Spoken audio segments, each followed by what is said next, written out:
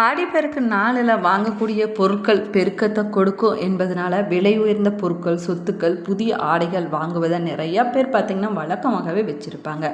ஆனால் ஆடிப்பெருக்கு நாளில் விலை உயர்ந்த பொருட்களை தான் வாங்க வேணுங்கிற கட்டாயமெல்லாம் இல்லைங்க. இந்த நாளில் வீட்டில் மங்களகரமான பொருட்களை வாங்க வேணும் அப்படின்னு வேண்டி கொண்டு மங்கள பொருட்கள் சில பொருட்களை நம்ம வீட்டில் வாங்கி வைக்கலாங்க. அப்படி ஆடிப்பெருக்கு நாளில் நம்ம வாங்க வேண்டிய முக்கியமான 3 பொருட்கள் என்ன என்பதை பற்றி இந்த பதிவில் நம்ம விரிவாக பார்க்க போகிறோம். வீடியோவை ஸ்கிப் பண்ணாமல் முழுசாக பாருங்கள். நம்ம சேனலை இப்போ தான் ஃபர்ஸ்ட் டைம் பார்க்குறீங்க அப்படின்னா நம்ம சேனலை சப்ஸ்கிரைப் பண்ணலன்னா சப்ஸ்கிரைப் பண்ணிக்கோங்க. கூடவே இருக்கிற பெல் பட்டனையும் ப்ரெஸ் பண்ணிக்கோங்க. உங்களுக்கு ஜோதிட ரீதியாக சந்தேகம் இருந்தாலும் சரி, தனிப்படையாக ஜோதிடம் பார்க்க விரும்பினாலும் சரி, இந்த வீடியோவுக்கு கீழே டிஸ்கிரிப்ஷனில் ஜோதிடரோட வாட்ஸ்அப் நம்பர் கொடுத்துருக்குறேன்.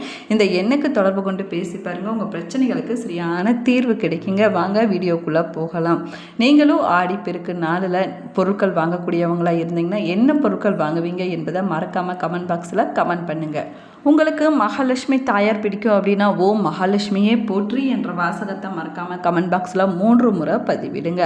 ஆடி மாதத்தில் 18வது நாள் ஆடிப்பெருக்கு நாள், இல்லைன்னா ஆடி 18ஆம் பெருக்கு அப்படின்னு மக்களால் சிறப்பாக கொண்டாடப்படுது வழக்கமாகுங்க.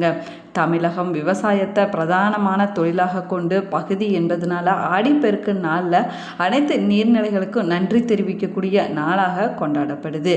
இந்த நாளில் ஆறு குளங்களில் நீர் பெருக்கெடுத்து ஓடுவதும் பண்டைய கால வழக்கமாகுங்க. அனைத்து நீர்நிலைகளிலுமே காவேரி தாயாக நினைத்து கொண்டு நீர்நிலைகளில் கரைகளில் மக்கள் வழிபாடு நடத்துவதும் வழக்கமாகும். இது பெருக்கத்திற்கு உரிய நாளாகவும் சொல்லப்பட்டிருக்குது. ஆடி பெருக்கு நாளில் செய்யக்கூடிய வழிபாடுகள், தானம், வாங்கக்கூடிய பொருட்கள், தொடங்கக்கூடிய வேலைகள் பல மடங்கு பெருக்கத்தை கொடுக்கும் அப்படின்னு நம்பிக்கையாக சொல்லப்பட்டு வருதுங்க. ஆடி மாதம் சுப காரியங்கள் எதுவுமே செய்ய மாட்டாங்க. இது வழிபாட்டிற்கு உரிய மாதம் அப்படிங்கிறதுனால இந்த மாதம் பார்த்தீங்கன்னா வேண்டுதல்கள், நேர்த்திக்கடன்கள் போன்றவற்றை நிறைவேற்றுவதை வழக்கமாகவே வச்சிருப்பாங்க பக்தர்கள். ஆனால் ஆடிப்பெருக்கு நாளில் புதிய பொருட்கள் வாங்கலாங்க. அதுலேயும் குறிப்பாக மங்களகரமான பொருட்கள், சொத்துக்கள் வாங்குவது, சுப காரிய பேச்சுவார்த்தைகளை தொடங்குவது, வியாபார தொழிலை தொடங்குவது போன்றவை செய்வாங்க. அதிகமானவர் பார்த்திங்கன்னா இந்த நாளில் தங்கம், புதிய வாகனம் போன்றவற்றை வாங்குவதை வழக்கமாகவே வச்சிருப்பாங்க. ஆனால் பார்த்தீங்கன்னா இன்று தங்கம் விற்கக்கூடிய விலையில் எல்லோராலுமே தங்கம், புதிய கார், பைக் போன்றவற்றை வாங்க முடியாதுங்க. அப்படிப்பட்டவங்க ஆடிப்பெருக்கு நாளில் செல்வம், மங்களங்கள் பெறுவதற்கு வேறு என்னென்ன பொருட்களை வாங்கலாம் அப்படின்னு பார்க்கலாங்க. வேறு எதுவுமே வாங்க முடியாதவங்க எளிமையான இந்த 3 பொருட்களை மட்டுமே வாங்கலாங்க. அந்த பொருட்கள் என்ன அப்படின்னு பார்க்கலாம் வாங்க. ஒன்று பார்த்திங்கன்னா கல்லுப்பு, விரலி மஞ்சள், துவரம் பருப்பு, இந்த 3 பொருளையுமே வாங்குவது சிறப்பானதாகங்க. இந்த 3ஐயும் நல்ல நேரத்துக்குள்ளே வீட்டுக்கு வாங்கிட்டு வந்து பூஜை அறையில் வைத்து வழிபட்ட பிறகு கொஞ்சம் நேரம் கழித்து சமையலறைக்கு எடுத்து சென்று தினமும் நீங்கள் பயன்படுத்தக்கூடிய சமையலுக்கு நீங்கள் பயன்படுத்தலாங்க. ஆடிப்பெருக்கு நாளில் மாலை 6 மணிக்கு முன்னாடி வீட்டுக்குள்ளார இந்த 3 பொருட்களையும் முடிஞ்ச வரைக்கும் நீங்கள் வாங்கிட்டு வந்து வைப்பது சிறப்பானதாகும். 3 பொருட்களையும் வாங்க முடியாவிட்டாலும் பரவாயில்லைங்க. ஏதாவது ஒரு பொருளையாவது உங்களுக்கு என்ன பொருள் வசதிப்படுதோ அந்த பொருளை உங்கள் வீட்டில் வாங்கிட்டு வந்து வைப்பது சிறப்பானதாகுங்க. இந்த பொருட்கள் தான் ஆடிப்பெருக்கு நாளில் வாங்க வேணுமா, இல்லை வேறு ஏதாவது பொருட்கள் வாங்கலாமா அப்படிங்கிற சந்தேகம் உங்களுக்கு இருக்குங்க. இது மட்டும் இல்லைங்க, ஆடிப்பெருக்கு நாளில் இன்னும் சில பொருட்களை கூட நீங்கள் வாங்கி வைக்கலாங்க. அதுவும் உங்களுக்கு சிறப்பான பலனை பெற்றுக் கொடுக்கும். அப்படி ஆடிப்பெருக்கு நாளில் அரிசி, துவரம்பருப்பு, மஞ்சள் தவிர குங்குமம், மங்கல்ய சரடு, பச்சை கற்பூரம், கண்ணாடி போன்ற பொருட்களையும் நம்ம வாங்கிட்டு வந்து வைக்கலாங்க. இதை தவிர முக்கியமாக வாங்க வேணும் அப்படின்னு நீண்ட நாட்களாக நீங்கள் ஆசைப்பட்ட பொருட்களை கூட நீங்கள் வாங்கிட்டு வரலாம். திருமணம் போன்ற மங்கள காரியங்களுக்கு தங்கம், வெள்ளி போன்ற பொருட்களை ஆடிப்பெருக்கு நாளில் வாங்குவது சிறப்பானதாகும். அதே போல் திருமணம் போன்ற சுப காரியங்கள், பேச்சுவார்த்தையை தொடங்குவது, பத்திரிகையை அச்சிட கொடுப்பது, கட்டுமான பணிகளை தொடங்குவது போன்ற வேலைகளை செய்வதற்கு ஏற்ற நாளாக இந்த ஆடிப்பெருக்கு நாளானது சொல்லப்பட்டிருக்குது. பொதுவாக பார்த்தீங்கன்னா ஆடி மாதத்தில் எந்த ஒரு சுபகாரியமும் செய்வதில்லை. ஆனால் சுபகாரிய பேச்சுக்களை தொடங்குவதற்கு ஆடிப்பெருக்கு நாள் சிறப்பான நாளாக சொல்லப்படுது. இந்த நாளில் புதிய முயற்சிகளை தொடங்குவதற்கு ஏற்ற நாளாக சொல்லப்படுது. அப்படி இந்த வருஷம் ஆடிப்பெருக்கு நாள் எப்பொழுது கொண்டாடப்படுது, இந்த நாளை நம்ம ஏன் கொண்டாடுறோம், இதனுடைய சிறப்பு என்ன, இந்த நாளில் நம்ம என்ன செய்ய வேணும், எந்த நேரத்தில் பெண்கள் தாலி சரடு மாற்றிக்கொள்ள ஏற்ற நேரம் என்பதை பற்றி பார்க்கலாம் வாங்க. பொதுவாக ஆடி மாதம் அப்படின்னு சொன்னாலே ஆன்மீக மாதம் அப்படின்னு சொல்லுவாங்க. தெய்வங்களை வழிபடுவதற்கு ஏற்ற மாதமாகவும் இந்த ஆடி மாதமானது சொல்லப்பட்டிருக்குது. ஆடி மாதத்தில் வரக்கூடிய எல்லா நாட்களுமே சிறப்பு வாய்ந்த நாட்களாகுங்க. அதில் ஒரு சில முக்கியமான நாட்கள் இருக்குது அப்படின்னா ஆடி வெள்ளிக்கிழமை, ஆடி செவ்வாய்க்கிழமை, ஆடி பெருக்கு நாள் ரொம்பவே சிறப்பு வாய்ந்த நாளாகும். ஆடி மாதத்தில் 18வது நாள் ஆடி பெருக்கு நாள், இல்லைன்னா ஆடி 18ஆம் பெருக்கு என்ற பெயரால் அழைப்பாங்க. இது மங்களகரமான நாளாக சொல்லப்படுது. இந்த நாளில் புதிய தொழில் தொடங்குவது, வியாபாரத்தை தொடங்குவது, சுபகாரிய பேச்சுவார்த்தைகளை தொடங்குவதற்கு ஏற்ற நாளாகுங்க. அது மட்டும் இல்லாமல் புதிய சொத்துக்களை வாங்கலாம், வாகனங்கள் வாங்குவதற்கு ஏற்ற நாளாகவும் இந்த நாளானது சொல்லப்படுது. ஆடிப்பெருக்கு நாளில் நம்ம செய்யக்கூடிய காரியங்கள் ஒவ்வொன்றுக்குமே ஒவ்வொரு விதமான பலன்களானது இருக்குதுங்க. அது மட்டும் இல்லாமல் பல மடங்கு பெருகி கொண்டே இருக்குங்க. இது பெருக்கத்தை தரக்கூடிய நாள் அப்படின்னு சொல்லப்பட்டிருக்குது. அதனால தான் இந்த நாளில் திருமணமாகாத பெண்கள் தாலி சரடு மாற்றிக்கொண்டாங்கன்னா மாங்கல்ய பாக்கியமானது கைகூடி வரும் அப்படின்னு சொல்லப்படுது. கணவருடைய ஆயுளானது நீடிக்கும் அப்படின்னு நம்பிக்கையாக சொல்லப்படுது. ஆடிப்பெருக்கு நாள் ஏன் கொண்டாடப்படுது அப்படின்னு பார்க்கலாம் வாங்க. ஆடி மாதம் பார்த்திங்கன்னா பெரும்பாலும் பருவமழை பெய்யக்கூடிய காலகட்டமாகுங்க.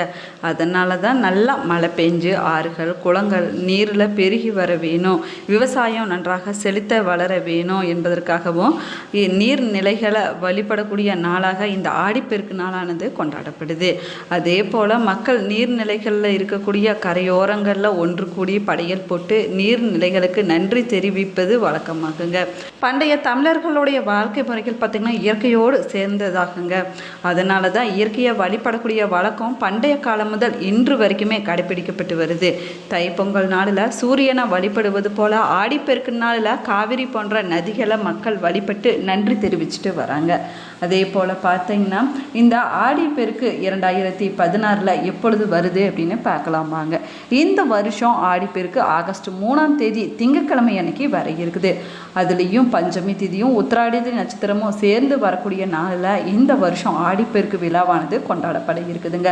பஞ்சமி என்பது தீமைகளை அழித்து நன்மைகளையும் வெற்றிகளையும் தரக்கூடிய வராகி அன்னையை வழிபடுவதற்கு ஏற்ற நாளாகும். அதே போல் நட்சத்திரங்களில் 26வது நட்சத்திரமாக உத்திராடி நட்சத்திரம் திருமணம் வளைகாப்பு நடத்துவதற்கு, ஆடை ஆபரணங்கள் வாங்குவதற்கு, புதிய விஷயங்களை தொடங்குவதற்கு ஏற்ற நாளாகுங்க. தாலிக்கு பொன் உருக்குவது போன்ற சுப காரியங்கள் செய்வதற்கு ஏற்ற நாளாகும். இந்த சுப காரியங்கள் அனைத்துமே செய்வதற்கு ஏற்ற நாளாக இந்த ஆடிப்பெருக்கு நாளும் உத்திராடதி நட்சத்திரமும் சேர்ந்து வருவது ரொம்பவே விசேஷமானதாகும். அதே போல் உத்திராடதி நட்சத்திரத்தின் கடவுள் சிவபெருமான் ஆவார். சிவ வழிபாட்டுக்குரிய திங்கட்கிழமையில் உத்திராடதி நட்சத்திரம் வருவதனால இந்த நாளில் சிவபெருமானையும் பைரவரையும் நம்ம வழிபடுவது சிறப்பானதாகுங்க. ஆடிப்பெருக்கு நாளில் நம்ம என்னென்ன விஷயங்களை செய்ய வேணும் அப்படின்னு பார்க்கலாமாங்க. ஆடிப்பெருக்கு நாளில் பக்கத்தில் இருக்கக்கூடிய நீர்நிலைகளுக்கு சென்று பழங்கள், பல வகையான சாதங்கள், இல்லைன்னா நவதானியங்கள், இனிப்பு வகைகளை படைத்து நம்ம வழிபாடு செய்யலாங்க. காவிரி கரையில் இருக்கக்கூடிய மக்கள் காவிரி அன்னைக்கு சீர் செய்து வழிபடுவதை இன்றுமே கடைபிடிச்சிட்டு வராங்க. இந்த நாளில் திருமணமான பெண்கள் தங்களுடைய கணவருடைய ஆயுள் பெருக வேணும் என்பதற்காக விரதம் இருந்து தாலி கயிறு மாற்றிக்கொள்வதை நிறைய பெண்கள் பார்த்திங்கன்னா வழக்கமாக வச்சுருக்கிறாங்க. திருமணமாகாத பெண்கள் விரைவில் திருமண வரன் கைகூடி வர வேணும், நல்ல வாழ்க்கை துணை அமைய வேணும் அப்படின்னு வேண்டிக் கொண்டு கைகளில் மஞ்சள் கயிறு கட்டி வேண்டிக் கொள்வாங்க. அதே போல் புதுசாக திருமணமான தம்பதிகள் திருமண மாலையை கொண்டுட்டு போய் ஆற்றலை விடுவாங்க. தங்களுடைய வாழ்க்கையில் மங்களங்கள் பெருக வேணும் அப்படின்னு வேண்டிக் கொள்வாங்க. ஆடிப்பெருக்கு நாளில் தாலி கயிறு மாற்றுவதற்கு நல்ல நேரம் அப்படின்னு பார்த்தோம்னா காலை 7:45 மணி முதல் 8:45 மணிக்குள்ளான நேரமாகுங்க. பூஜை செய்து வழிபடுவதற்கு நல்ல நேரம் மாலை 3:15 மணி முதல் 4:15 மணி வரையிலான நேரமாகும். பூஜை செஞ்சு வழிபடக்கூடியவங்க காலை இல்லைன்னா மாலை நேரத்தில் எப்போது வேணாலும் வழிபாடு செய்யலாங்க. ஆனால் தாலி கயிறு மாற்றிக்கொள்ள வேணும் அப்படின்னு நினைக்கக்கூடியவங்க காலை நேரத்தில் மட்டுமே மாற்றுவது சிறப்பானதாகும். ஆடி மாதத்தில் வரக்கூடிய மிக முக்கியமான நாளில் ஒன்று தாங்க இந்த ஆடிப்பெருக்கு நாளாகும். ஆடி மாதத்தில் 18வது நாளில் இந்த பண்டிகையானது கொண்டாடப்படுது. அதனால தான் இதை ஆடி 18ஆம் பெருக்கு அப்படின்னு சொல்லுவாங்க. இந்த நாளுக்கு மட்டும் அப்படி என்ன சிறப்பு இருக்குது, ஏன் இந்த நாளை மட்டும் கொண்டாட வேணும் என்றால் ஆன்மீகத்தில் மட்டும் இல்லாமல் இலக்கியத்திலும் 18 என்ற எண்ணுக்கு தனி சிறப்பானது இருக்குது. தமிழில் இருக்கக்கூடிய இலக்கிய நூல்களினுடைய எண்ணிக்கை பார்த்தீங்கன்னா 18 ஆகுங்க. புராணங்கள் 18, பாரத போர் நடைபெற்ற நாள் 18, அதே போல் மகாபாரதத்தில் இருக்கக்கூடிய அத்தியாயங்களும் 18, பகவத்கீதையில் இருக்கக்கூடிய பிரிவுகளும் 18, சபரிமலையில் இருக்கக்கூடிய படிக்கட்டுகள் 18, கணங்கள் 18, இப்படி 18 என்ற எண்ணுக்கு நிறைய சிறப்புகளானது இருக்குது. அதனால தான் ஆடி மாதத்தில் வரக்கூடிய 18 நாளுமே ரொம்பவே சிறப்பு வாய்ந்த நாளாக சொல்லப்படுது. இந்த நாளில் பாரத போர் முடிவடைந்து பாண்டவர்கள் வெற்றி பெற்றதாக சொல்லப்படுதுங்க. இந்த பதிவு உங்களுக்கு பயனுள்ள தகவல்களை கொடுத்துருக்குன்னு நினைக்கிறேன். இந்த பதிவு உங்களுக்கு பிடிச்சிருந்தால் லைக் பண்ணுங்கள், ஷேர் பண்ணுங்கள், கமெண்ட் பண்ணுங்கள். இன்னும் நம்ம சேனலை சப்ஸ்கிரைப் பண்ணலைன்னா சப்ஸ்கிரைப் பண்ணிக்கோங்க. கூடவே இருக்கிற பெல் பட்டனையும் ப்ரெஸ் பண்ணிக்கோங்க. Thank you friends.